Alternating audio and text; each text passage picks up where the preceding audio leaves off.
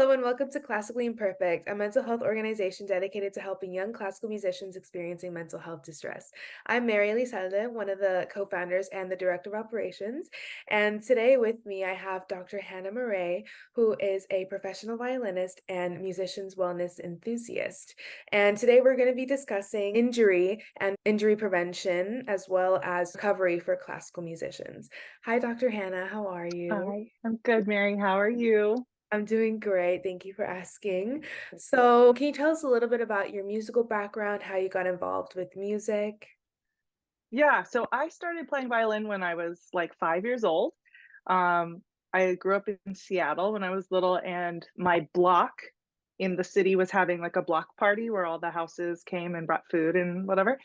And one of my neighbors brought her niece, who was a violin player, and she was just playing violin. And my mom says that I was like, like totally captivated by it. And from then on, would not stop asking to play violin. When I got to middle school, she definitely had to like beg me to practice, but that was the beginning. So that's what got me into it. And then gosh, around age 10 or so, I played piano, took some lessons, was terrible at it. I also took oboe lessons. For some reason, I really liked the oboe. Um, yeah, did that for a couple of years, and then just violin always stuck with me. So I studied all the way through high school, and then I got a bachelor's, master's, and doctorate. Oof, in music, focusing on violin. Can you tell us a little bit about your business, like what sparked your interest in learning Mhm. about anatomy of a musician and Yeah, so I'll tell you actually about kind of two parts of this business. So I run a platform for musicians' health and wellness called Corpsonore, Corpsonore, just like my name. um, and that platform really grew out of the research I was doing for my dissertation. I wrote my dissertation in 2017 on the benefits of yoga for violin players. And throughout the research process, I realized that there were all of these resources and studies and research that had been done on the music population that were never being adapted into our curriculum. And our teachers are never trained how to look for things, how to train us successfully, what, blah, blah, blah, all of that stuff. And I became very enraged, I guess. I was like pretty frustrated that I got to the end of my doctorate and then found out for like 50 years people had been studying this and nobody seemed to really care about it. So I started the platform based off of that as a way to bridge the gap between research and practice, because a lot of the performers don't know how to read research. We're just never trained how to do that. And we don't know where our resources are, and we don't know what we need, and we don't know where to find the things that can really help us. So that platform, actually, we offer movement classes. You can get a consult with one of us for free, and we'll kind of point you in the direction of somebody who has the experience or expertise that you need.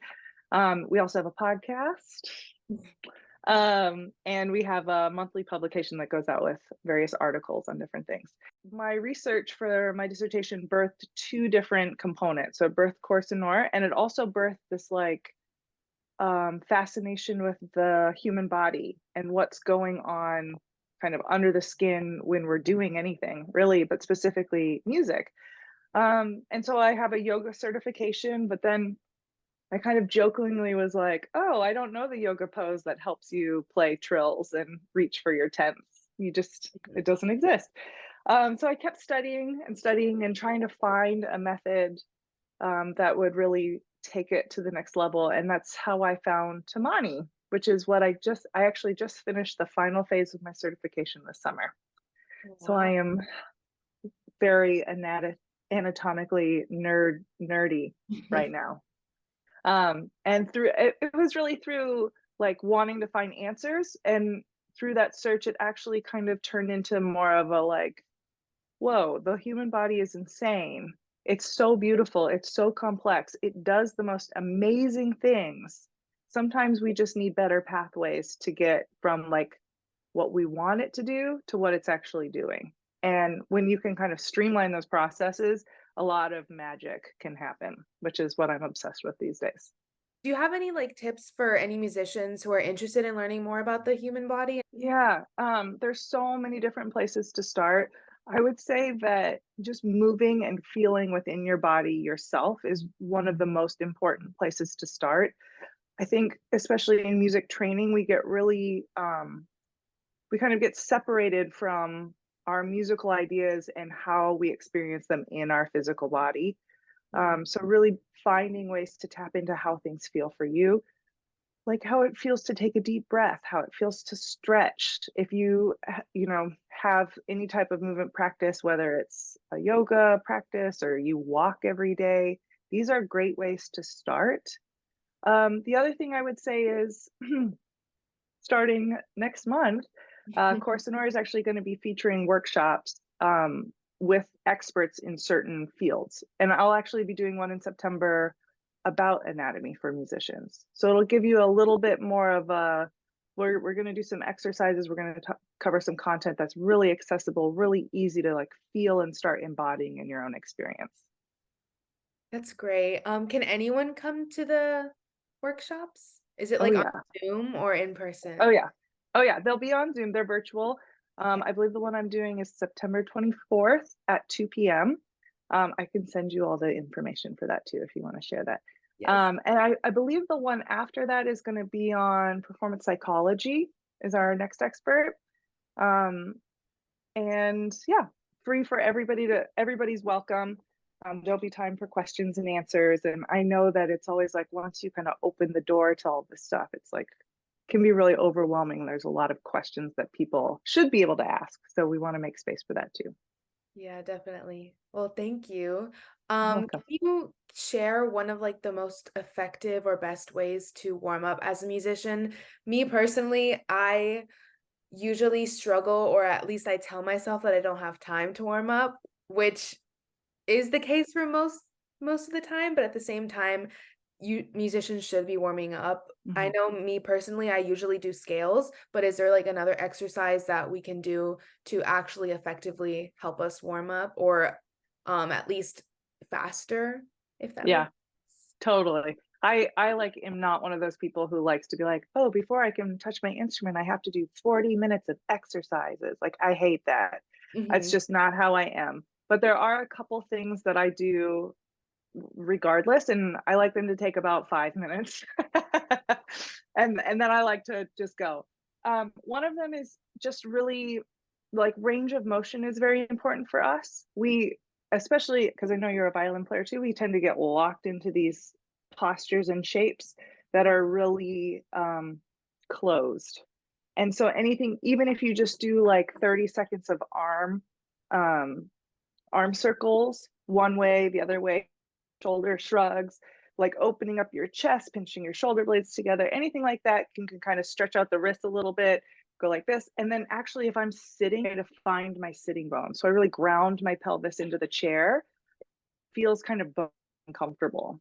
Mhm. Just doing that alone will alleviate so much shoulder tension because it actually sends a signal to your brain of like, I know where the floor is. Like that's I can be stable there. I don't have to look and create tension to be stable somewhere else. So just finding your sitting bones is so helpful. If you're going to stand to practice, like do some, I'm going to do it with my hand so you don't have to look at my dirty feet. Just doing some ankle rolls like this, spreading out your toes, flexing or pointing and flexing each foot before you stand really like makes your foundation really secure. And that's where I would start for sure. I also think, being aware of what your posture looks like, because I remember when I was first starting lessons with my current teacher, she told me that I used to come in a lot, and Mhm. it was really I don't know if you remember, but I would tell you that I got, like, upper shoulder pain on my I right do hand remember side, that. Yeah, and it was because I was playing like this, but once I got a teacher who knew what she was doing and actually helped me, she like, I haven't really gotten that shoulder pain, like, occasionally I'll get it here and there, but it's also you have to have a teacher who helps you with your posture and, like, also someone who's aware of yeah, how you should be playing, right? Um, yeah, absolutely. This leads me to my next question. What's one exercise or warm up that you wish you knew earlier in your music career? You know what I wish I had known earlier or wish I had really felt is that when you breathe, your lungs expand in all directions. Oh. So if you take a deep breath, like if you can't feel a little bit of expansion in your back, or you can't feel your shoulders gently rise and fall, or you can't feel your chest, or you can't feel the sides of your ribs go out, then you've got some problems. You're probably too tight, or you're too rounded, or you're too kind of locked in some way. And so I wish when I was younger, somebody had told me that cue, because to me, like, that was such a game changer because I can't feel my chest when I'm like this, and I can't feel my back when I'm like this. So just that one awareness, just totally like, it's the one thing I kind of check in with all the time, especially if I'm on stage and I'm like really nervous, or I've got like a kind of a stressful something coming up and I'm like, okay, wait a minute, hang on. And you can do it while you're sitting on stage. Like if there's a slow passage, you can kind of just feel, move your attention through your body to feel in those different areas. Just taking a step back from your practice to just breathe, like, I think Hmm. that also really helps. Yes. Do you know when an injury is coming, and how do you differentiate an injury with tension? Because I know all of us have tension everywhere when, or Hmm. not, it shouldn't be everywhere, but all of us have tension when we play. How do you Hmm. know when it's tension or like there's an injury Oof, arising? that's tough. Um, that's really tough. Tension isn't necessarily a bad thing. Mhm. And I think that it's unfortunate that it in music it gets kind of a bad rap, like, oh, you have so much tension, and like people are like, oh god, I'm trying to be so relaxed. But like if you think about the nature of some of the music we play, the music is so intense. You don't want to be like a floppy noodle while you're playing like Brahms concerto, like it just doesn't make sense. You want the tension to be there, but you want it to be working for you. And so that's always the thing to check, is like, is my tension working for me? And if it's not, I've got to put or have tension only in places where it's going to help. So, for example, if you've got a lot of shoulder tension, it's probably not helping you. That's not helpful tension. But if your legs are really engaged while you're playing on stage, that's a helpful tension because that gives you a lot of power. So, whether you can see an injury coming or not, that's hard to tell. And that's really specific to individuals, I would say. There have definitely been times when I practice and I'm like, oh, I'm so sore. I'm sure I have tendonitis. And when I was younger, then like, I'm sure I'm going to die tomorrow because of it. Um, but then, you relax, you take the next day off or something, or you sleep well, and then you don't hurt in the next day. So it's really hard to pinpoint if you're going to see it coming. If you are doing things like practicing tenths for an hour every day on your violin and really stretching in ways that are at the end range of what your body should be doing for extended periods of time, I would say, yeah, probably you're likely to not feel great and need to take some time off. But I think the key is always to balance it.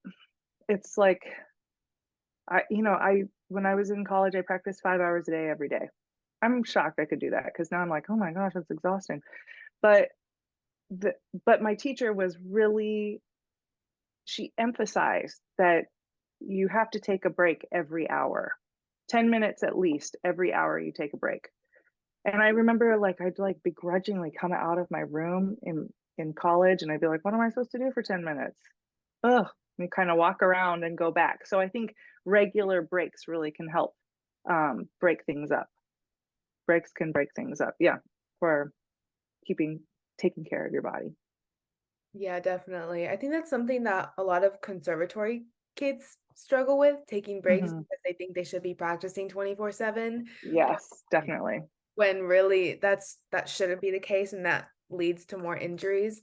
And Yes. that's kind of how some of my friends got injured. Do you have any tips for any musicians experiencing injury, and like how to mentally cope with it, or if there are any mental practice methods that you might know of? Yeah, I think like injury injury is hard for everybody. And when you're a musician, it's so tied to, you know, your routines in your life and who you are as a person and how you express yourself and how you have community. And it can be really isolating to have an injury. And I think that isolation can kind of compound and become really more uncomfortable, I think, in many ways than it should be. I think when you're injured, you should always, you know, seek the advice of a medical professional. But I also think that there are more ways to practice than just within your instrument. And being injured, and I don't want this to sound wrong, is an opportunity in many ways to start exploring the other forms of practice. And I'll give you an example of this. When I was in undergrad, there was this really amazing violin player in my studio, and he was like getting ready for a big international competition. And I went to school in Minnesota, and he slipped on the ice and broke his wrist, his left wrist. And we were all like, oh my gosh, like the whole studio was just like, however will he win? Oh my gosh, you know, and we were just like traumatized all together. And he practiced with a cast on. He would put his violin up on his like in his cast. He couldn't use his fingers, and he would play the Brahms concerto all open strings. He only practiced all the bowings. So by the time he was able to actually use his left hand again, he could hear everything in his mind, in his inner ear so clearly, because you have to know exactly where you're going to be on the open strings without hearing the notes. And he won third place. He didn't win, but I mean, that blew our mind. Like we were just like, there's just no way. There's just no way, you know? There's a lot of creative ways you can practice. I think a lot of mental practice doesn't get enough attention. There was a study done on weightlifters not very long ago that I don't remember the specifics of it, but it was like one group went to the gym and lifted weights, you know, every single day or on a program. The other group like imagined themselves, visualized themselves lifting weights on a specific program, and then the other group was like the test or the control group. And then the final test was which group could lift heavier weights. And everybody thought it was going to be the people who went to the gym and lifted weights. But it actually ended up being the group that was visualizing themselves lifting weights every day. They were the ones who were able to lift heavier. That just shows you the power of the mind. You know, we don't have to be doing this constantly to really make huge improvements and advancements.